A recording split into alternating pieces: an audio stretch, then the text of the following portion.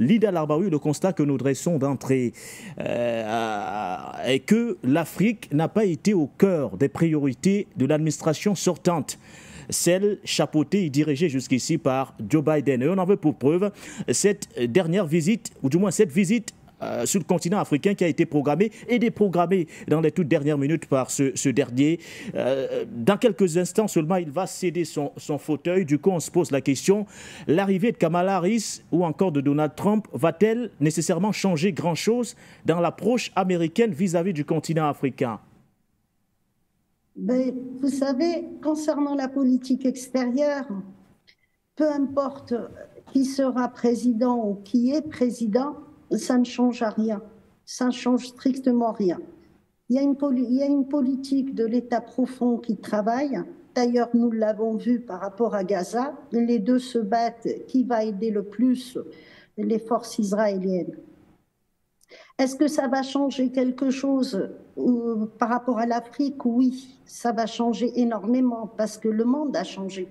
Parce qu'il y a un sommet qui vient de se dérouler à Kazan où les BRICS ont carrément dessiné le nouveau monde qui est en train de naître. Ça fait toute la différence avec ce qu'on a vu. Ce qu'il faut savoir, c'est que les États-Unis ne se sont jamais désintéressés de l'Afrique. Jamais. Et c'est l'Afrique qui a poussé justement les États-Unis à se rebeller contre l'Empire britannique et faire la guerre aux Britanniques parce qu'ils payaient beaucoup d'impôts et ils voulaient commercer et venir gratter en Afrique, comme le faisaient tous, profiter. Et l'Empire britannique les a empêchés. Parce que c'est l'Empire britannique qui commandait, c'était le royaume qui commandait. Donc les Américains étaient déjà intéressés par l'Afrique. Après, je vous ai envoyé tout à l'heure quelque chose de très intéressant que malheureusement les Africains ignorent, la majorité. L'hymne ou bien le chant principal des Marines américains, eh bien, il commence par quoi? Des palais de Montezuma aux rives de Tripoli. Ça, c'est l'hymne des Marines, ici de Tripoli. Nous lutterons dans les batailles de notre pays. C'est le premier refrain. Donc, les Marines se sont montés, je l'avais déjà expliqué sur votre chaîne, les Marines se sont montés justement pour venir en Afrique, pour faire concurrence au royaume européen et venir en Afrique.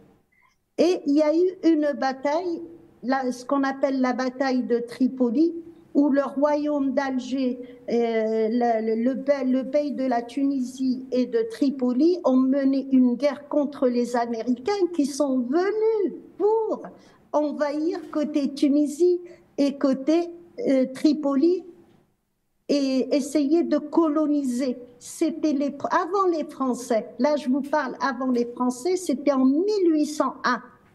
Donc, les Américains ont toujours eu un œil sur l'Afrique.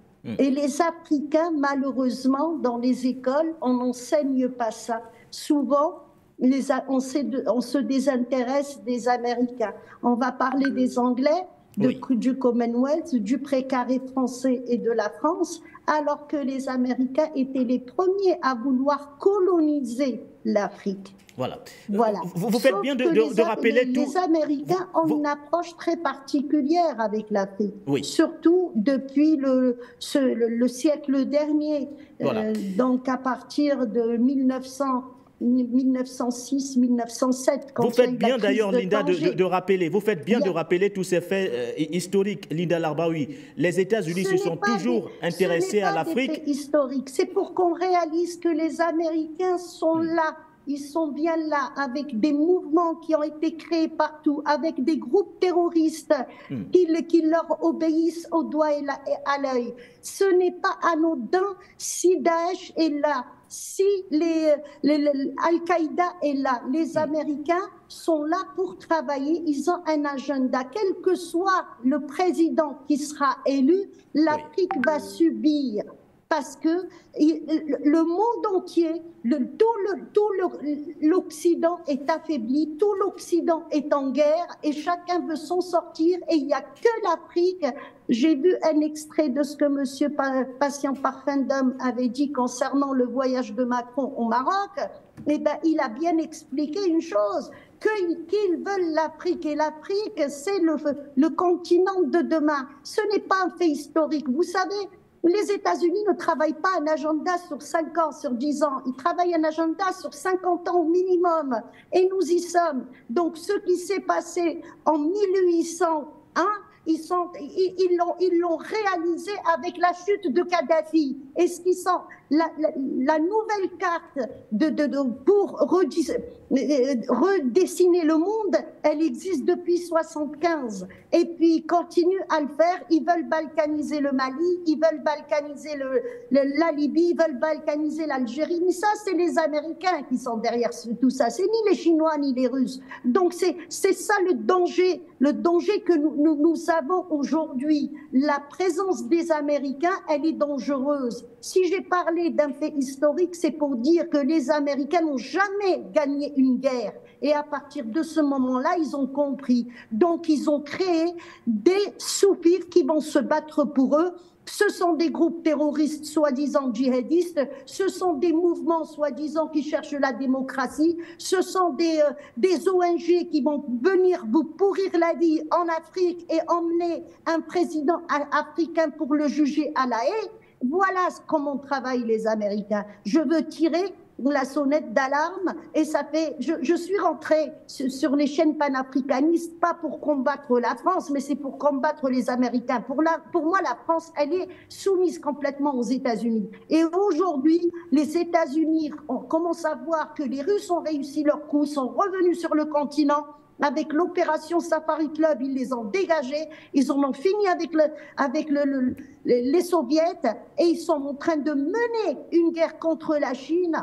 Et Bab el-Mandeb, quand il y a eu le piratage, c'était contre la Chine, la guerre qui avait commencé contre la Chine en 91. Mais aujourd'hui, les États-Unis se sont fait dégager des pays arabes et des pays musulmans. Ils ont perdu les pays musulmans. Les dirigeants sont avec eux, mais les peuples les combattent. Il y a encore un nouveau front qui vient de s'ouvrir, c'est celui des Saoudiens dans le nord du Yémen. Hier, ils ont fait une déclaration, ils ont formé une équipe qui est contre la famille saoudite, complètement soumise aux Américains. Donc les Américains, qu'est-ce qu'il leur reste? Il leur reste l'Afrique. Et ils vont vouloir venir nous pourrir la vie en Afrique, ce qu'ils ont fait en péninsule arabique, ce qu'ils ont fait au Moyen-Orient. Toutes ces guerres qui ont été déclenchées, eh ben, ça a commencé par le Soudan. Je n'ai pas deviné, encore une fois j'insiste là-dessus, un mois avant la guerre du Soudan, j'avais dit il y a une guerre qui va éclater et ça ne va pas tarder et elle va être atroce. À cause de ce qui se passe à Gaza, on ne parle pas du Soudan. Quand on enterre des 200-300 personnes vivantes et les Américains sont derrière et les Américains ils bloquent toute procédure contre les Émirats arabes, ils mettent leur veto, exactement ce qu'ils font avec Israël. Donc les Américains ne veulent pas du bien à l'Afrique. C'est ça qui est dangereux. Aux États-Unis, vous avez une loi.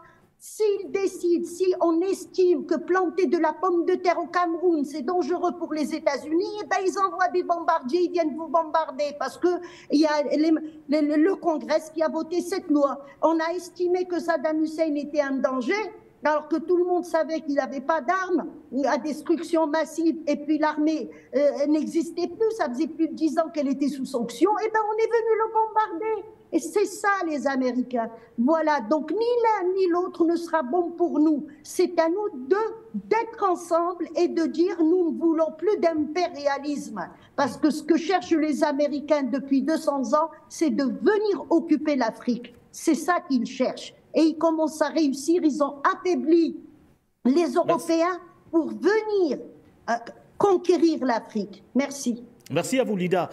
Nous reviendrons beaucoup plus en détail sur certains aspects, puisque l'émission a été compartimentée. Soyez rassurés, Lida, l'aspect sécuritaire, nous en parlerons tout au long de cette émission. Merci déjà pour ce décor qui est planté pour vous.